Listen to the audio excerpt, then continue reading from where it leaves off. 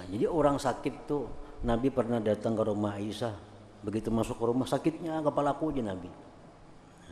Ini sunnah, jadi sunnah.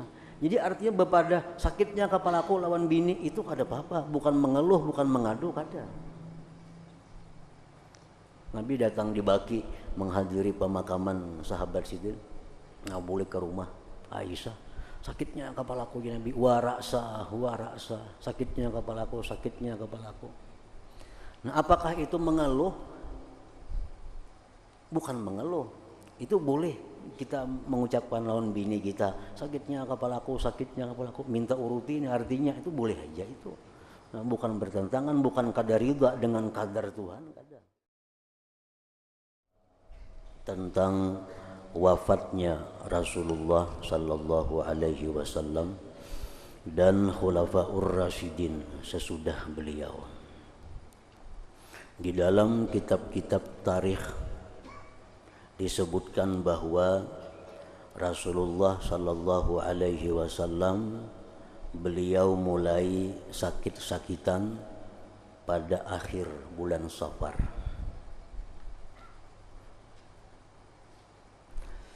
Dan sakit beliau itu selama 13 hari. Disebutkan bahwa permulaan beliau itu sakit pada waktu beliau berada di rumah istri beliau Maimunah. Nah, kemudian sakit beliau makin hari makin parah. Lalu beliau minta izin kepada istri-istri beliau bahwa beliau minta dirawat di rumah Siti Aisyah radhiyallahu anha. Dan istri-istri beliau pun memberi izin sehingga tidak digilir satu persatu, cuma sidin dikumpul di rumah Siti Aisyah radhiyallahu anha.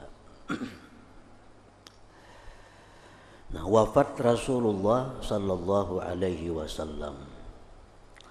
Ketahuilah bahwasanya pada Rasulullah sallallahu alaihi wasallam ada suri tauladan dan suri tauladan yang baik, uswatun hasanah. Dalam keadaan hidup beliau menjadi suri tauladan. Dan dalam keadaan sesudah wafat beliau pun menjadi suri tauladan. Dalam keadaan sakarat beliau pun menjadi suri tauladan. Dalam perbuatan dan perkataan dan semua keadaan-keadaan beliau menjadi ibrah, menjadi pelajaran, menjadi pedoman bagi orang-orang yang memandang dan renungan bagi orang-orang yang merenungkan. Karena tidak ada seseorang yang lebih mulia atas Allah daripada beliau. Karena beliau adalah kekasih Allah dan yang dicintainya dan yang diselamatkannya, dan beliau adalah pilihan Allah, Rasul dan Nabi-Nya sallallahu alaihi wasallam. Nah, jadi beliau itu sebenarnya adalah manusia yang sempurna. Disebut dengan al-insanul kamil. Satu-satunya manusia yang sempurna itu Rasulullah sallallahu alaihi wasallam. Nah, pengertian sempurna itu beliau tidak bisa lupa. Beliau itu kada ingat. Nah, kemudian karena beliau itu manusia yang sempurna, beliau itu kada mau sakit. Beliau kada bisa lemah. Karena sempurna ada pada diri beliau. Sakit, lupa, uyuh itu sifat berlawanan dengan sempurna.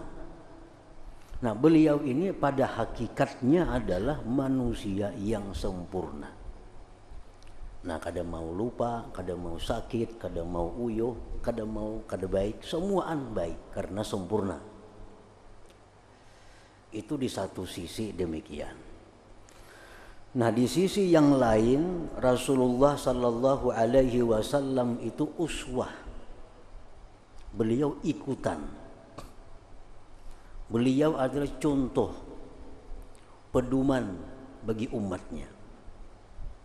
Nah, dari sisi beliau itu sebagai pedoman, dari sisi beliau sebagai ikutan, di situ beliau bisa lupa, bisa sakit, bisa lapar. Supaya apa? Supaya diikuti oleh umat. Kalau umat ini lapar, kayak apa caranya? Contoh Rasulullah kayak apa sih din lapar. Kalau kita sedang kada ingat, kayak apa caranya? Tiru Rasulullah, kayak apa sidin sedang kada ingat. Kalau sidin kasakitan, kalau umat ini kasakitan, kayak apa mestinya? Tiru kayak apa kasakitan Rasulullah. Jadi kalau ada sifat-sifat yang bertentangan dengan kesempurnaan beliau, itu hanya sebagai uswah bagi kita, sebagai pelajaran, bukan hakikat dari diri beliau yang sebenarnya itu. Diriwayatkan bahwa beliau pernah sembahyang, ada riwayat mengatakan zuhur, ada mengatakan asar. Beliau sembahyang 2 rakaat. 2 rakaat salam. Nah, habis 2 rakaat salam, beliau pindah ke suatu tempat. Nah, sahabat ini bingung. Apakah sembahyang ini dikasarkah oleh Nabi? Amun dikasar, maka kada musafir di Madinah. Apakah Nabi ini lupa? Apakah ada perubahan wahyu kah? Zuhur jadi 2 aja pulang. Nah, sahabat ini bingung. Lalu ada seorang sahabat yang memberanikan diri bertanya kepada Rasulullah SAW yang disebut dengan Dzul Yadain, ngaran sahabat ini. Nah, ditanya, wahai Rasulullah, pian tadi sembahyang kasarkah atau pian lupakah? Ya Nabi, aku kada mangkasar dan aku kada lupa. Nah, kenapa pian sembahyang 2 rakaat? Mungkin Dzul Yadain ini kayak kenapa pian sembahyang 2 rakaat? Lalu ujar Nabi lawan sahabat yang lain, benaran aku tadi sembahyang 2 rakaat, bujur ke sahabat yang lain. Nah, lalu Nabi naik lagi ke mihrab, sidin sambung 2 rakaat, sidin sambung, kada bau salian, kada bertakbir lagi, langsung berdiri, langsung baca Fatihah, 2 rakaatnya selesai. Nah, ini satu contoh bahwa pelajaran bagi kita. Nah, kalau kita misalnya sembahyang zuhur, sembahyang asar, sembahyang isya atau maghrib 2 rakaat salam. Nah, kita ada pedoman dari Nabi. Nabi pernah demikian. Nah, kayak apa sih sembahyang itu 2 rakaat? Begitu masaknya kada lawas dan kata-kata yang diucapkan kada banyak, nah, langsung aja sambung sembahyang kita. Nah, kita misal sembahyang Assalamualaikum warahmatullah, Assalamualaikum warahmatullah. Sadar hanya 2 rakaat nih. Nah, langsung aja berdiri. Langsung berdiri baca Fatihah. Baca Fatihah, tarusakan aja kada apa-apaan. Itu diperhatikan oleh Rasulullah sallallahu alaihi wasallam. Nah, jadi itu contoh. Nah, Rasulullah sallallahu alaihi wasallam dalam perang Uhud, riwayat yang sahih menyebutkan dan mutawatir, ini sampai kepada derajat mutawatir. Dalam perang Uhud itu Rasulullah sallallahu alaihi wasallam terluka karena diserang orang kafir. Bahkan riwayat menyebutkan sampai patah gigi beliau.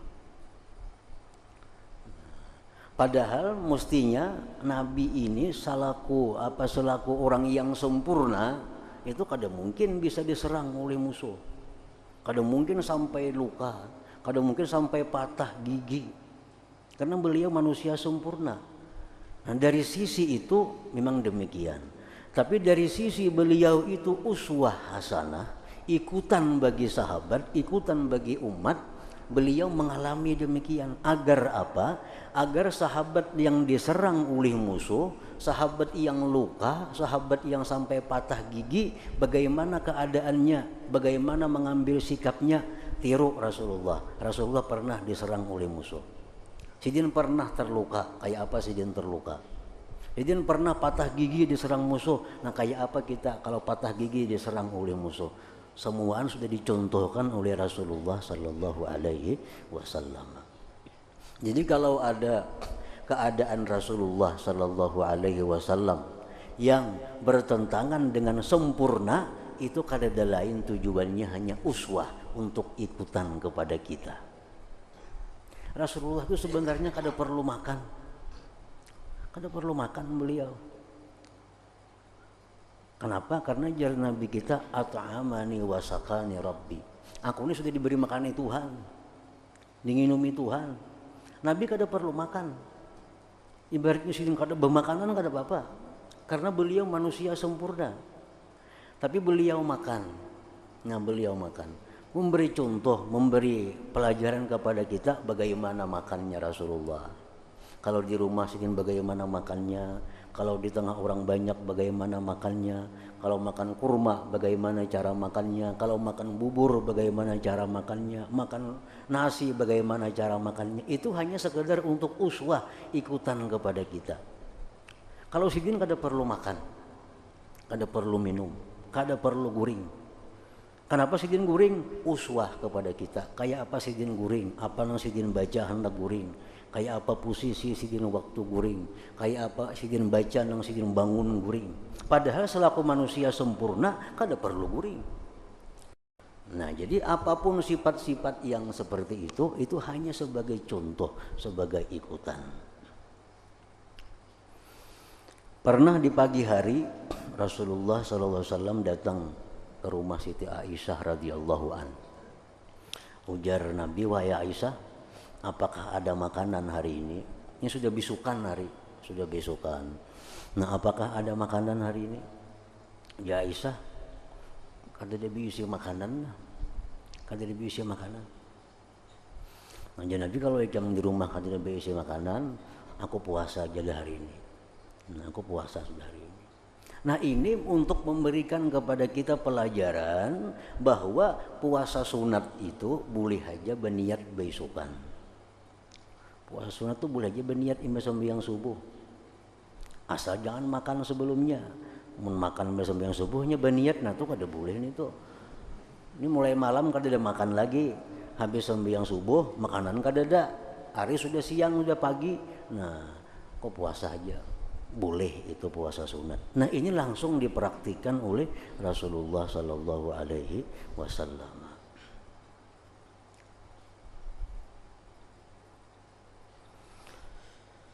Nah, kesempurnaan Rasulullah sallallahu alaihi wasallam, bahwa beliau sebagai manusia sempurna, itu sebenarnya lebih banyak daripada beliau sebagai contoh, sebagai kesempurnaan. Nah, contohnya apa? Setiap kali beliau duduk di tengah siapapun, pasti beliau itu lebih tinggi daripada yang lainnya. Nah, ini menunjukkan bahwa beliau sempurna, mesti di atas dari orang lain. Sidin tu berjalan baimbai lawan siapakah? Yang paling tinggi manusia 2 meter umpamanya. Berjalan lawan Nabi, pasti tinggi Nabi. Pasti tinggi Nabi. Sidin duduk lawan siapa aja duduk, lawan kayak apa aja tingginya, bila duduk bertatai Nabi pasti tinggi Nabi. Tapi kalau sorangan normal aja seperti orang biasa. Nah, di sini timbul apa? Insanun kamil, kesempurnaan beliau. Nah, Nabi pernah beberapa hari kada makan, kada minum, tanpa sedikit pun lemah, sedikit pun kada ada lemah, apalagi pingsan. Lemah pun kada. Siti Aisyah datang kepada Nabi membawa sepotong roti. Wahai Rasulullah, ini rutina ulun ulah saurang sagenpian. Ujar Nabi, nak rutina ikan bari ini makanan yang pertama aku makan sejak 3 hari yang lalu. 3 hari saja kada makan kada apa-apa. Itu sudah menampakkan sini adalah manusia yang sempurna. Sebenarnya kalau dihitung-hitung banyak menunjukkan kesempurnaan itu daripada contoh kepada kita ini. Jadi kada bertentangan antara bahwa beliau manusia sempurna dan beliau bisa sakit, bisa lupa, itu kada bertentangan. Pada hakikatnya beliau memang manusia sempurna, tapi di sisi beliau sebagai contoh, beliau bisa demikian.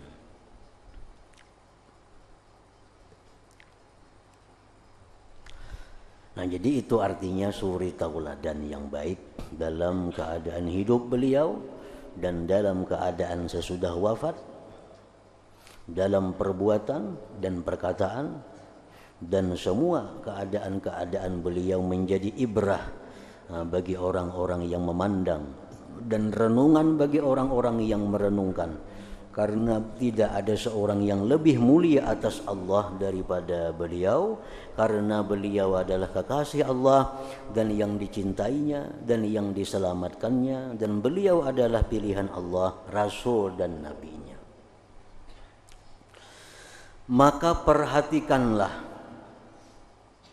apakah dia, Allah maksudnya, menangguhkan sesaat ketika habis masanya Rasulullah, dan apakah dia Allah mengundurkannya sekejap setelah hadir kematiannya?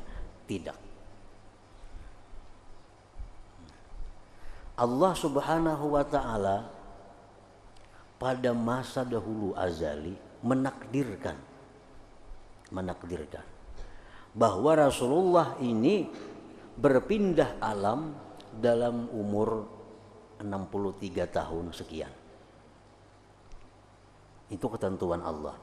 Rasulullah ini pindah alam atau wafat jar kita umur sekian. Dan ditakdirkan pula oleh Allah bahwa sebelum Allah mengirim malaikat maut untuk mencabut nyawa beliau, roh beliau, ditakdirkan oleh Allah bahwa Nabi ini diberi pilihan. Apakah hendak masih hidup di dunia ini atau hendak pindah ke atas sana? Nah, Allah takdirkan untuk diberi pilihan.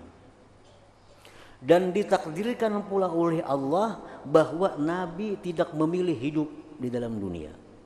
Yang Nabi pilih adalah pindah kepada Malaul A'la atau Ar-Rafiqul A'la, pindah ke atas.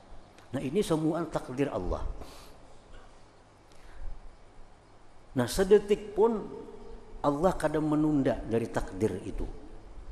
Nah, sedikit pun Allah kadang menunda, kadang memperlambat dari takdir yang ditetapkan itu. Walaupun Nabi diberi pilihan, hendak hidup aja kah masih nyaman dibulikakan Israel nih, atau hendak lawan kami kah? Diberi pilihan Nabi. Tapi Allah sudah menakdirkan Nabi memilih Allah. Apa Nabi pilih adalah Allah. Nah, dari takdir itu sedikit pun kada melisit waktunya. Nabi berumur 63 sekian, beliau pindah ke hadirat Allah Subhanahu wa ta'ala. Nah, sehingga artinya Nabi pun kada kawa menunda. Nabi pun kada kawa menunda daripada apa yang ditetapkan Allah itu. Walaupun Nabi diberi pilihan hendak mati, hendak kada, hendak pindah, hendak wafat, diberi pilihan, Nabi memilih lawan Allah aja biar meninggalkan dunia. Itu ditentukan sudah oleh Allah dahulu kala. Nah, jadi Nabi pun kada bisa menunda, merubah takdir itu. Nah, bahkan dia Allah mengirim kepada beliau para malaikat yang mulia, yang diserahi mencabut nyawa manusia, maka mereka bersungguh-sungguh dengan ruhnya yang suci lagi mulia, agar mereka memindahkannya dan mereka menanganinya agar mereka memberangkatkannya dari jasad beliau yang suci kepada rahmat, keridhaan dan kebaikan-kebaikan yang bagus. Bahkan ke tempat duduk kebenaran di dekat Tuhan yang Maha Pengasih. Maka bersama yang demikian keraslah dalam nazak kesusahan-kesusahan beliau.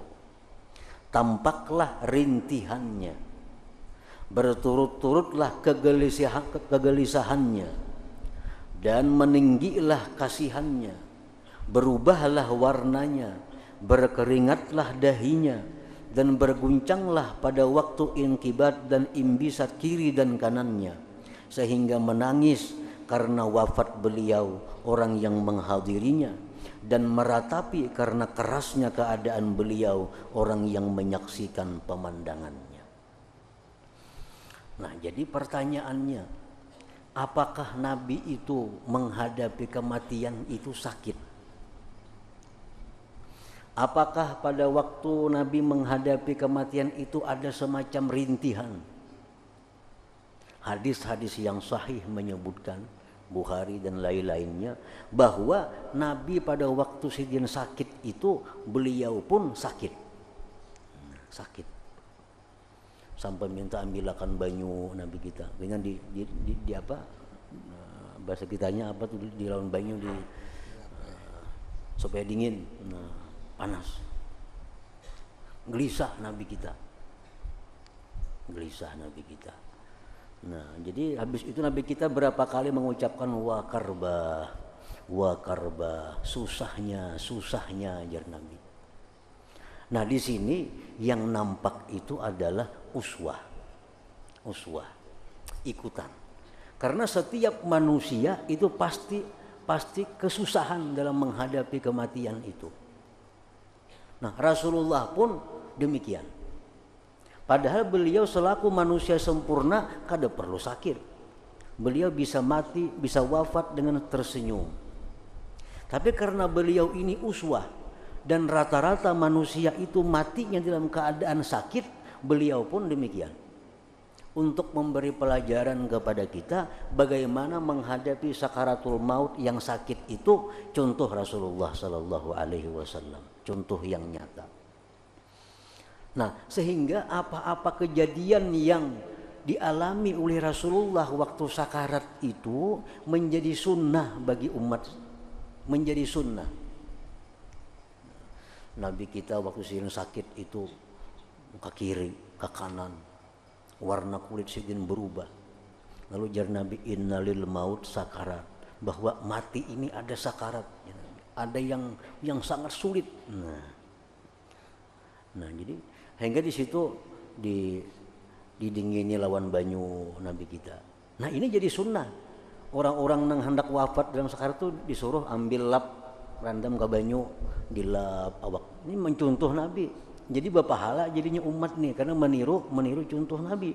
Jakanya Nabi itu meninggal dalam keadaan tersenyum, dalam keadaan nyaman, karena ada sunnahnya. Sedangkan umat ini semuaan rata-rata matinya sakit. Kalau Nabi mati nyaman, kayak apa sunnahnya kada tahu kita. Nah, jadi Rasulullah wafat dalam keadaan sakit. Dalam keadaan sakit. Lalu Nabi kita minta siwak. Jadi Nabi siwaknya karasna. Lama hiakan bang. Diisap oleh Aisyah. Diisap siwak itu dilamahi. Disiwakakan kepada Nabi. Nah, itu jadi sunnah kepada kita. Orang yang dalam sakarat itu sunat disiwaki karena Rasulullah demikian. Orang hendak wafat itu sunat diminumi sedikit demi sedikit, itu sunnah dari Nabi. Nah, waktu Nabi kita sakarat, Nabi kita mengucap wa karba, susahnya. Nah, jadi kita kalau kita sakarat kita mengucap wa karba, susahnya, itu kada apa-apa. Nabi pun mengucapkan itu walaupun tujuannya lain. Kalau kita wakarba susahnya sakit. Kalau Nabi wakarba susahnya hidup dalam dunia ini, itu arti yang dimaksud oleh Nabi. Kalau kita wakarba susahnya, sakit yang dihadapi ini. Kalau Nabi mengucapkan itu sakitnya, artinya sakitnya hidup dalam dunia. Cuma ucapan itu kada bertentangan, dibolehkan. Nah, jadi orang sakit tuh, Nabi pernah datang ke rumah Aisyah, begitu masuk ke rumah sakitnya kepalaku aja Nabi. Nah, ini sunnah, jadi sunnah. Jadi artinya bepada sakitnya kepalaku lawan bini itu kada apa-apa, bukan mengeluh, bukan mengadu, kada. Nabi datang di Baki menghadiri pemakaman sahabat Sidin, nggak boleh ke rumah Aisyah. Sakitnya kepalaku aja Nabi, waraksa, sakitnya kepalaku, sakitnya kepalaku. Nah, apakah itu mengeluh? Bukan mengeluh. Itu boleh kita mengucapkan lawan bini kita, sakitnya kepalaku, minta urutin, artinya itu boleh aja itu. Nah, bukan bertentangan, bukan kadar ridha dengan kadar Tuhan, kadar. Nabi kita waktu kematian anak Sidin Ibrahim ini dalam keadaan sakarat. Nah, Ibrahim dalam keadaan sakarat. Nah, ke kiri masih bayi Ibrahim, nah anak kiri ke kanan gulang kesakitan, anak mati. Nabi kita menangis. Ini berbuyan bunyi mata Nabi nih. Ujar sahabat Abdullah bin Mas'ud, kenapa engkau menangis wahai Rasulullah? Kenapa menangis? Nah, ujar Nabi, air mata boleh aja keluar karena kasihan dengan ini anak, tapi hati tetap ridha dengan takdir Allah Subhanahu wa Ta'ala. Nah, itu jadi contoh pelajaran kepada kita. Kita menghadapi orang kena musibah, menangis kada jadi masalah, asalkan ridha dengan takdir Allah Subhanahu wa Ta'ala. Nah, Nabi kita daripada Sidin susahnya menghadapi kematian itu sampai Siti Fatimah radhiyallahu anha beberapa kali Sayyidah Fatimah berkata, kasihannya abahku, marasnya abahku, kasihannya abahku, ujar Fatimah. Ujar Nabi, kada apa-apa wahai Fatimah, habis ini aku kada sakit lagi. Nah, jadi beliau menghadapi kematian itu sakit. Tapi sakit beliau itu menambah pahala, menambah ketinggian bagi derajat beliau, dan untuk mensunnahkan kepada kita kayak apa kita menghadapi kematian itu bila sakit, apa yang kita lakukan. Dan jadi sunnah kepada nang maharagu, bila orang garing kayak apa maharagunya. Itu jadi pelajaran semua bagi kita. Kayak apa Aisyah maharagu Nabi waktu Nabi hendak wafat. Kayak apa anak Sidin memperbuat sesuatu waktu Nabi hendak wafat. Nah, itu jadi sunnah. Jadi artinya kita menerima, kita mengambil hikmah bahwa Nabi itu mengalami kesengsaraan itu. Nah, itu sebenarnya adalah untuk pelajaran kepada kita. Beberapa kali perang Nabi kita kalah, perang Uhud kalah, perang Hunain kalah. Mestinya selaku orang sempurna kada mungkin kalah mestinya. Kenapa Nabi kita kalah? Nah, itu untuk pelajaran kepada umat yang akan datang. Kalau berperang dengan orang kafir, kalah kayak apa caranya? Bila kalah, apa yang mesti dilakukan? Nah, itu sudah diajarkan oleh Nabi dalam beberapa peperangan yang beliau kalah. Tapi kalau dihitung-hitung, rata-rata perang beliau menang. Menunjukkan bahwa beliau manusia sempurna. Beberapa 2 kali perang kalah itu hanya sekedar uswah, sekedar ikutan kepada kita.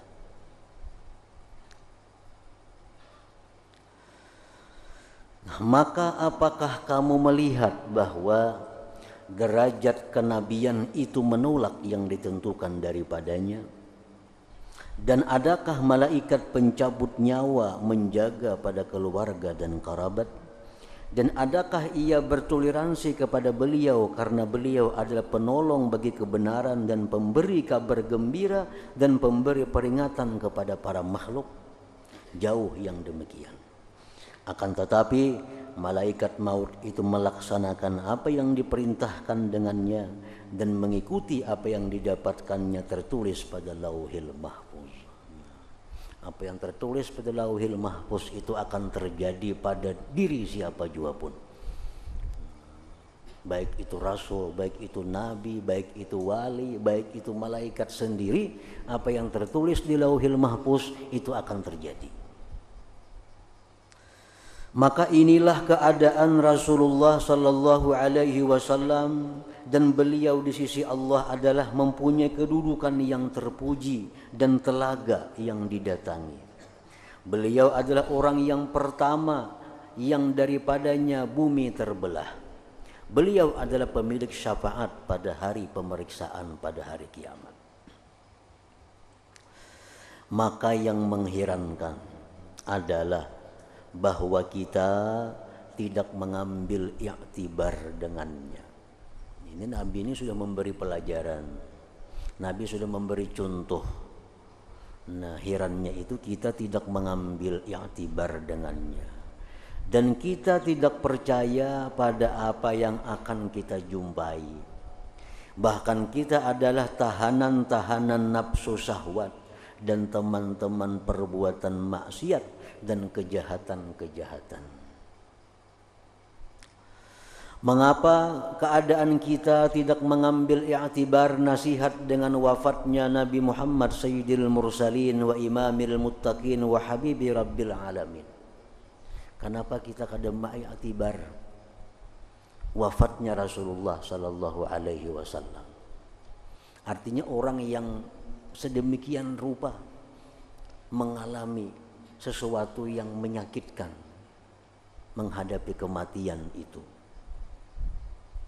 Kenapa kita tidak mengambil i'tibar? Barangkali kita menyangka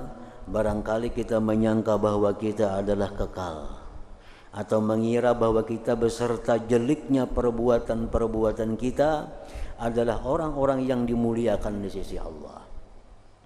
Alangkah jauh demikian. Bahkan kita meyakini bahwa kita semuanya akan datang ke neraka dan tidak selamat daripadanya kecuali orang-orang yang bertakwa.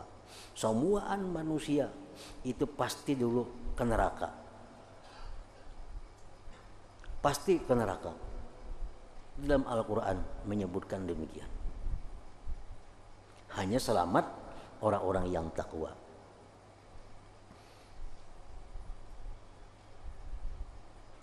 Maka kita meyakini bagi datang ke neraka dan kita mengira bagi keluar daripadanya. Tidak, jangan meyakini itu. Kita yakin ke neraka, tapi kita jangan yakin kita bisa keluar dari neraka. Kalau ke nerakanya kita yakin, karena titian itu andaknya di atas neraka. Karena surga di sebelah sana, padang mahsyar di sini. Menyeberang hanya ke surga. Nah, di bawah titiannya jahanam. Jadi semuaan orang pasti masuk neraka, pasti melewati itu artinya. Nah, melewati itu pasti, selamatnya belum pasti. Nah, jangan kita berpikiran bahwa kita pasti melewati, pasti selamat. Nah, jangan berpikiran demikian. Jangan meyakini demikian.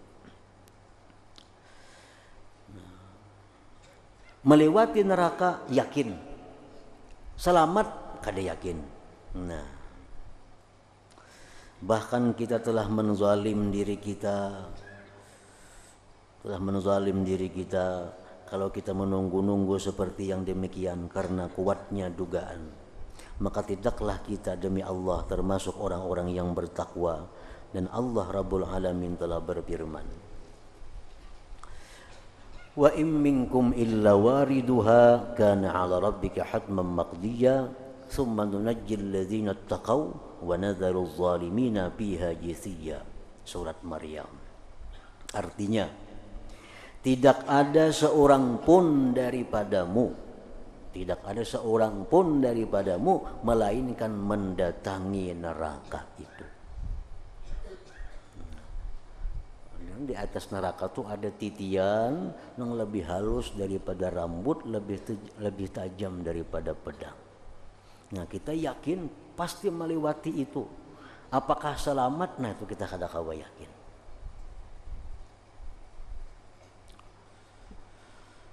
Hal itu bagi Tuhanmu adalah suatu kemestian yang sudah ditetapkan.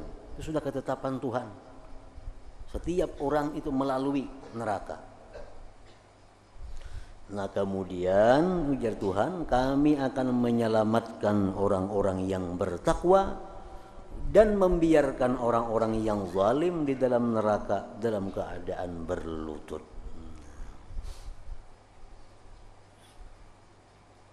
maka hendaklah setiap hamba memperhatikan kepada dirinya bahwa ia itu apakah lebih dekat kepada orang-orang zalim atau kepada orang-orang yang bertakwa.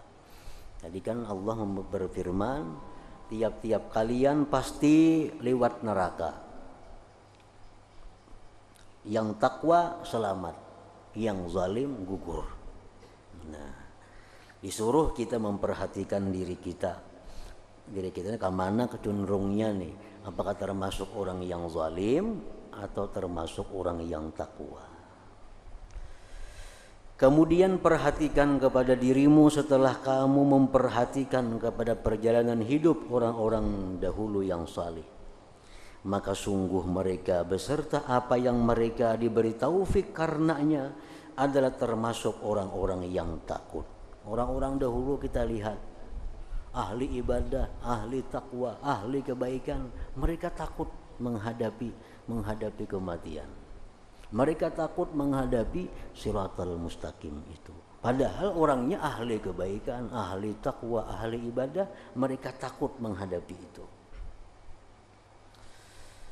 Kemudian perhatikanlah kepada Sayyidil Mursalin Rasulullah sallallahu alaihi wasallam, maka sesungguhnya beliau atas yakin dari urusannya, karena beliau penghulu para nabi dan pemimpin orang-orang yang bertakwa. Dan ambillah i'tibar bagaimana kesusahan-kesusahan beliau ketika berpisah dengan dunia, dan bagaimana urusan beliau bersangatan ketika kembali ke surga al-ma'wa. Rasulullah orang yang sudah diyakini sebagai orang yang selamat. Rasulullah diyakini sebagai orang yang ahli takwa. Nah, orang yang sudah diyakini seperti itu, bagaimana sidin menghadapi kematian? Bagaimana huru-haranya beliau menghadapi kematian? Bagaimana gelisahnya beliau menghadapi kematian? Padahal sidin sudah yakin bahwa diri sidin itu ahli kebaikan, ahli takwa dan ahli surga.